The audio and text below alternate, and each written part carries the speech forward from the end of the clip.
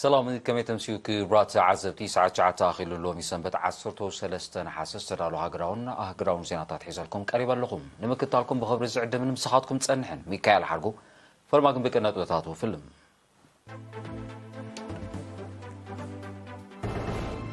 بريزيدنت سياسة فوركي هاجراو فيستيفال كلتشن 2023 بوقتي كفيتو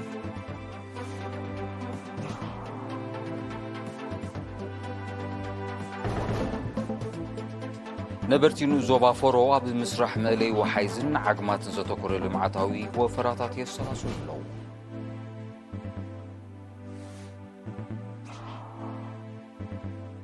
أزازي بوليس زوبا ماكل ترى حبرة الزوبا مكل حلقبن والساني مخان قليزو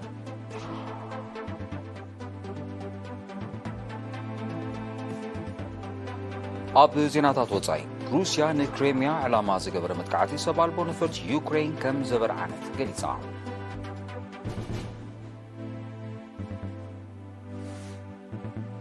تشاينا سبسلطان دسي تايوان ابا امريكا زكايرو زغون عينت مبصح ترير مرسى قبر كم تبلو اتنقا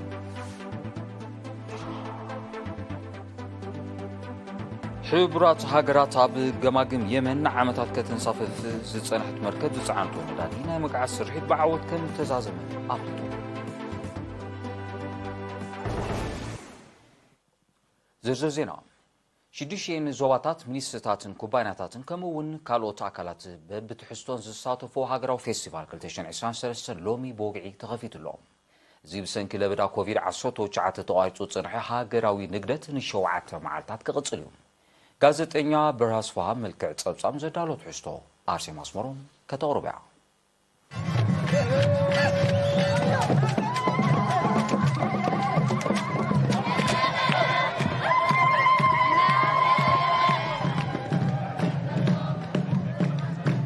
بريزيدنت إسياس أفوركي قصري إكسبون زأنجدو زلو هاجراوي فيستيفال إيرترا كلتشن 2023 لومي 13 حسب بوقعي كفيتون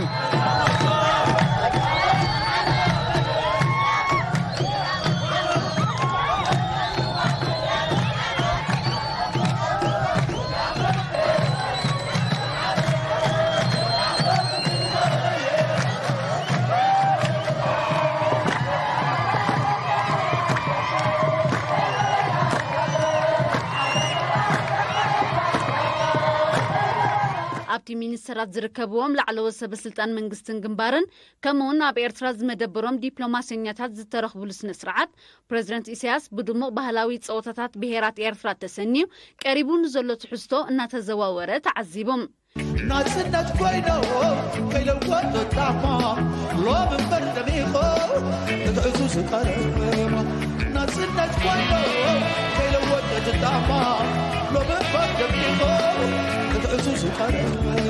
بريزيدنت إسياس بتمهارو كوليجاتن كالوتن كمون بولك أسابات زغاربة وطئت مهزو صنعان تكنولوجين بتمسطو دحر معزاب أدناغوتو بمقلاص التبابيعوام الزقيا سوتم مسرع بالزبل تيماك 7 حسا زغلص الهاجراو فيستيفال بتساتفو شدشتين زوباتات هاجرنا زتدالوه نبهرياون بهلاون صقاتاتن بهلاوي بوزحنتن زنصبارق قشتات بهلاون سنطبباون مسنادوتات قسقاس صلاتات مينسترتاتن كوبانياتاتن بمتحبار مينسترتات زينان مكلخالن زتدالوه سئلاو مرئيت بازار مرئيت قبان مصحفتن كمون مهارن أزناق عندن بهصاناتن كالئن زتقالليم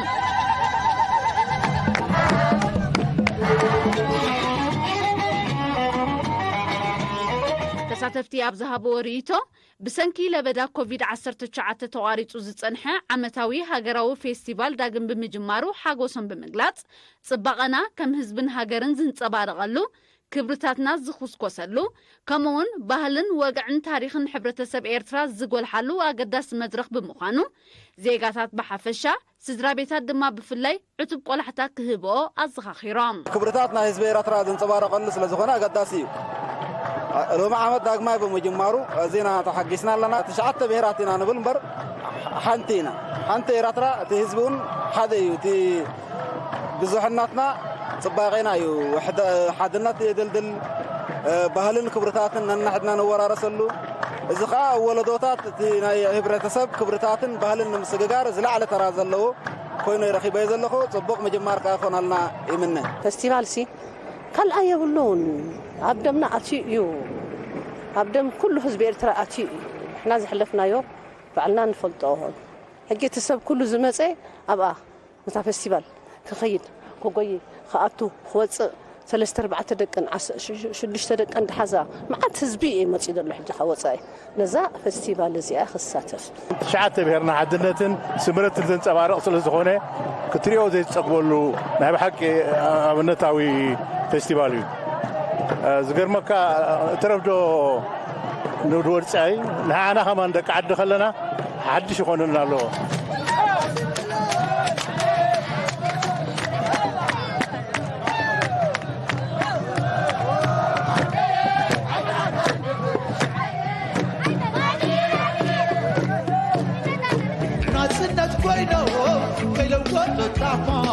لو من برد ميخو تدعسو سقرما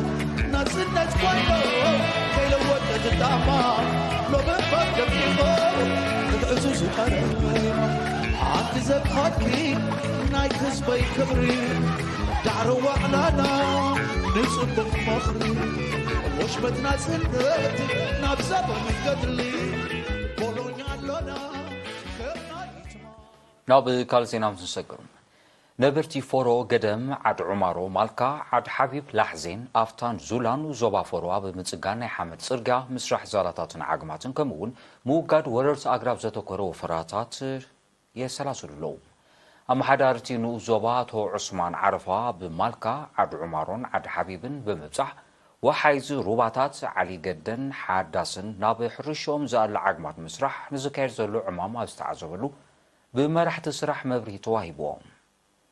እቶም መራሕቲ ኣስዒቦም ንድማዕነት ናይቲ ስራሕ ናይ ጋቢዮንን ማሽነርን ሓገዝ ክግበረሎም ድማ ሓቲቶም ኣቶ ዑስማም ዘይካዚ ኣብ ፎሮ ገደምን ላሕዚንን ኣብ ምጽጋን ጽርግያ ዓሰብ ባጽዕ ምእላይ ወረርቲ ኣግራብን ኣብ ኣፍታን ዙላን ድማ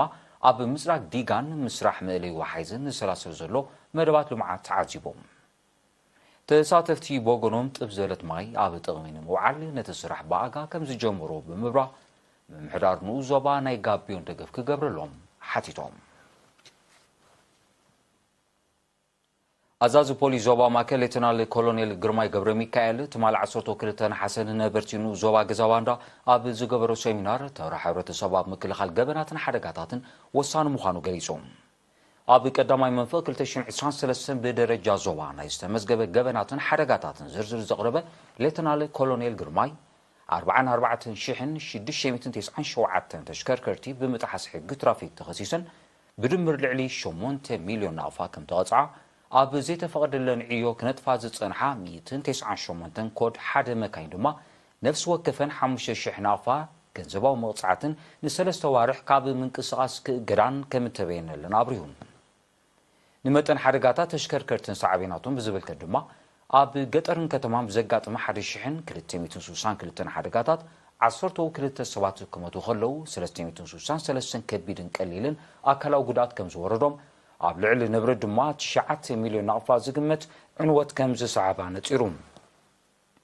ገበናት ምስ 2022 ብምንጻር ብ3.8 ሚታይት ወሰኽ ከሪ ከሎ በደላት ግና ብባዶ ነጥብ 3 ሚታይት ከም ዝነከዩን ኣብሪሁም አዛዚ ሸርሻይ መደበር ፖሊስ ምክትል ተለንተ ተክለማርያም ተከይ ቦገኑ ፖሊስ በዘይ ምትሕባር ሕብረተሰብ ውጽኢታው ስራሕ ከዓምን ከቢድ መሆኑ በምጥቃስ ስድራ ቤታት ኣብ ውሽጠን ዘካይዶ ምብሃል ከሕይላ ተማሕጺኑ ኣማሓዳሪኑ ዞባ ገዛባንዳ ወይዘሮ ዳሃብ ተስፋይ ድማ ህዝቢ ኣብ ከባቢው ዝፍጸሙ ገበናትን በደላትን ኣብ ምቅላዕ ተሩ ክዕዝዝ ኣዘኻኺሮም ተሳተፍቲ ቦገኑም ፖሊሳዊ ጎስጓሳት ብሰፍሕ መልክዑ ክቕጽል ተላብዮም ኣብኑ ዞባ ቁደት ብምውሃድ ማሕበር መንስያትን ተማሃሮን ከምኡውን ኣብያተ ጽሕፈት ጥዕናን ፍትሕን ንተሳተፍቲ ወፍሪ ተማሃሮን ልምዓት ኣስተምሮ ተዋሂቦም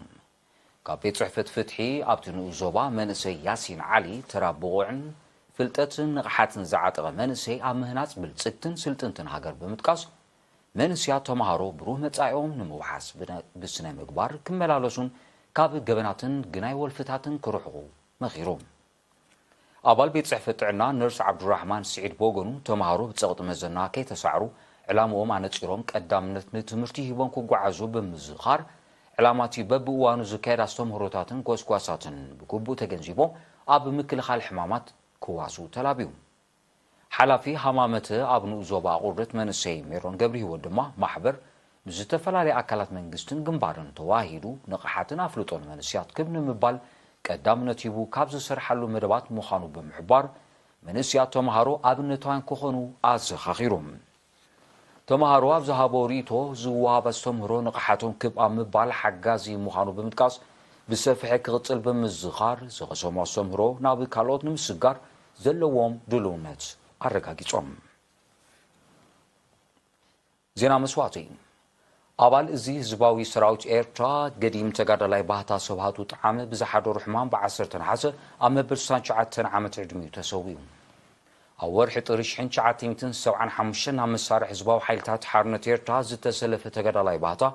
ቅድሚ ናጽነት ኣብ ክፍሊ ዜና ተዋጋእ ሰራዊትን ክፍሊ መጓዓዝያን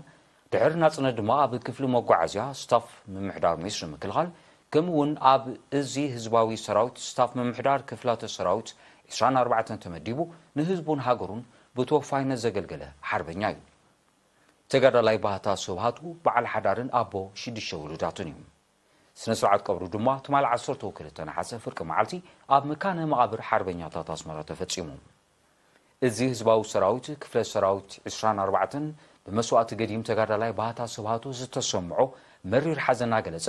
ንስድራ ቤቱ መቓልስቱን መሳርሕቱን ጽንዓት ይሃብኩም ይብል ቀፂሉ ዝቐርብ ዜና ሃገራት ወጻኢ ክኸውን ምክታልኩም ብኽብሪ ይዕድም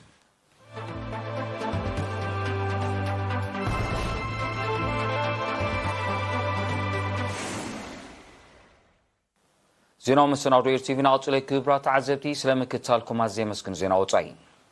ሩስያ ብ12 ነሓሰ ዝተኻየደ ንወሽመጥ ክሬምያ ዕላማ ዝገበረ መጥቃዕቲ ሰብ ኣልቦ ነፈርቲ ዩክሬን ከም ዘበርዓነት ሚኒስትሪ ምክልኻል ሃገር ኣፍሊጡ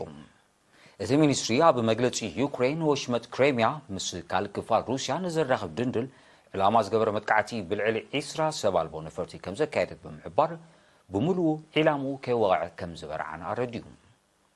በቲ መጥቃዕቲ ኣብ ልዕሊ ንዋት ይኹን ትሕተ ቅርፂ ዝወረደ ዕንወት ከምዘየለ ድማ ኣነፂሩ ብ11 ነሓሰ ኣብ ልዕሊ ከተማ ሞስኮ ንዝተኻየደ ተመሳሳሊ መጥቃዕቲ ዩክሬን ከም ዘበርዓነ እቲ ሚኒስትሪ ምሕባሩ ዝፍለጥ እዩ ከም መልሰ ግብሪ ናይዚ ዩክሬን ኣብ ውሽጢ መሬት ሩስያ ተካይዶ ዘላ መጥቃዕታት ሩስያ ንከተማ ኪየቭን ካልኦት ከተማታትን ዩክሬን ዕላማ ዝገበረ ናይ ሚሳይል መጥቃዕቲ ከም ተካይዱ ዝሕበር መንግስቲ ህዝባዊት ሪፓብሊክ ቻይና ሰበስልጣን ደሴት ታይዋን ኣብ ኣሜሪካን ዘካይድዎ ዝኾነ ዓይነት መብጻሕ ብምኹናን ተሪር መልሰ ግብሪ ከም ዝህበሉ ኣጠንቂቖም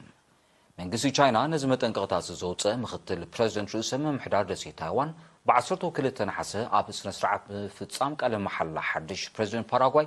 ንምስታፍ ኣብ ዝገበሮ መገሻ ናብ ከተማ ኒውዮርክ ከም ዘላገሰ ድሕሪ ምቁልሑ እዩ ኣፈኛ ሚኒስትር ጉዳያት ወጻኢ ቻይና ኣብ ዝሃቦ መግለጺ ኣሜሪካ ብጉልባብ ጉዕዞ ነቲ ተኽታኺ ስጉምቲ ምውሳዳ ንፖሊሲ ሓንቲ ቻይና ዝጥሕስ ከምኡውን ንልኡላውነትን ግዛታዊ ሓድነትን ቻይና ዝግህዝ ከም ዝኾነ ብምሕባር መልሰ ግብሪ ከም ዝወሃቦ ነፂሩ ቀንዲ ምኽንያት ምሽሕካር ጉዳይ ደሴት ታይዋን ናይ ምንጻል ጥሙሕ ዘለዎም ሰበስልጣን ርእሰ ምምሕዳር ደሴት ታይዋን ዒላማው ንምስማር ኣብ ኣሜሪካ ክምርከሱ ዝገብርዎ ፈተነ ከምኡውን ኣሜሪካ ንጉዳይ ደሴታ ከም መሳርሒ ናይቲ ንቻይና ንምድራት እተካይዶ ንጥፈታት ምዃኑ እቲ ኣፈኛ ወሲኹ ሓቢሮም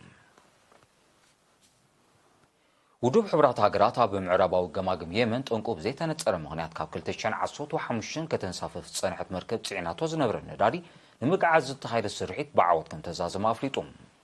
ነቲ ልዕሊ 1 ሚልዮን በርሚል ነዳዲ ናይ ምግዓዝ መስርሕ ብ25 ሓምለ ከም ዝጀመረን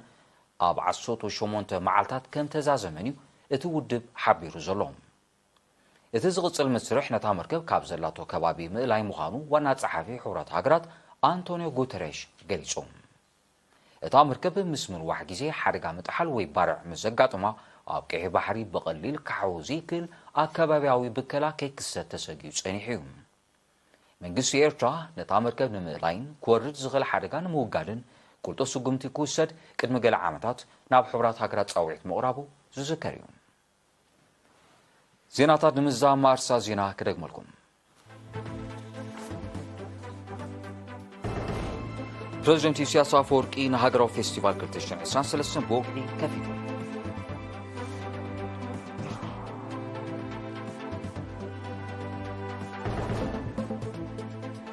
نبرتينو زوا فوروا بمسرح مالي وحيزن عقمات زتوكر لمعتا وفراتات يسلاسو اللو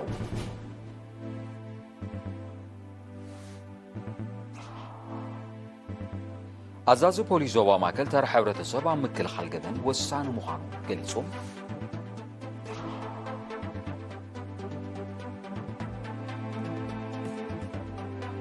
أب زيناتات وصاي روسيا نوكريميا علامة زقبر متقعت السبع البونو فرش يوكرين كم زبر عنت قليسا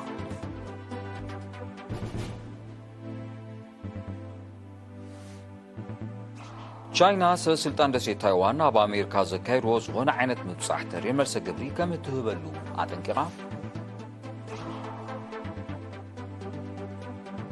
ሕቡራት ሃገራት ኣብ ገማግም የመን ዓመታት ከተንሳፈፍ ዝጸንሐት መርከብ ዝጸዓነቶ ነዳዲ ናይ መግዓት ስርሒት ብዓወት ከም ተዛዘመ ኣፍሊጡ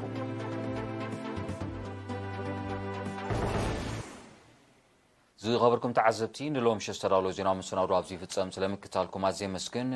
لومي استخفته فيستيفال كل تشان 23 دما بزعبو زملكت صبصاب كسعيبي بوغنيغن سلام